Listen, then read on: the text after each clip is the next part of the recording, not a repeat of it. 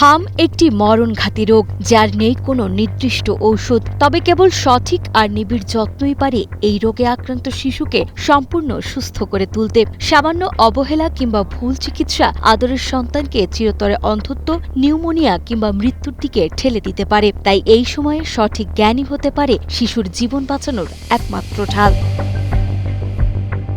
হাম আক্রান্ত শিশুর সেবায় প্রধান শর্ত হল তাকে একটি আলাদা, পরিষ্কার ও বাতাস চলাচলের সুবিধাযুক্ত ঘরে রাখা। যেহেতু এটি অত্যন্ত ছোঁয়াচে, তাই পরিবারের অন্য শিশুদের থেকে তাকে পুরোপুরি আলাদা বা আইসোলেশনে রাখতে হবে। হামের তীব্র জ্বরে শরীর খুব দ্রুত পানি শূন্য হয়ে যায়, তাই শিশুকে বারবার পানি, ডাবের পানি, ফলের রস এবং বুকের দুধ খাওয়ানো চালিয়ে যেতে হবে। অনেক সময় শিশু খেতে না চাইলে তাকে অল্প অল্প করে বারবার পুষ্টিকর ও নরম খাবার দিন।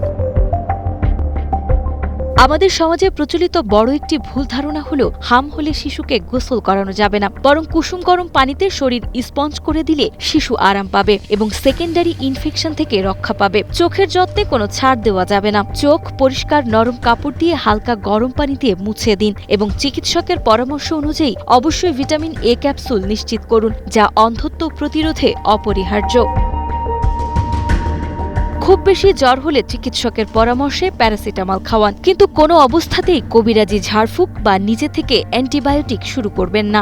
যদি শিশুর শ্বাসকষ্ট, খিঁচুনি কিংবা অতিরিক্ত পাতলা পায়খানা শুরু হয়, তবে এক মুহূর্ত দেরি না করে দ্রুত হাসপাতালে নিয়ে যান। মনে রাখবেন, হামের কোনো টোটকা নেই। সঠিক সেবা আর সচেতনতাই পারে এই ঘাতক ব্যাধিকে জয় করে আপনার সন্তানের হাসি ফিরিয়ে দিতে।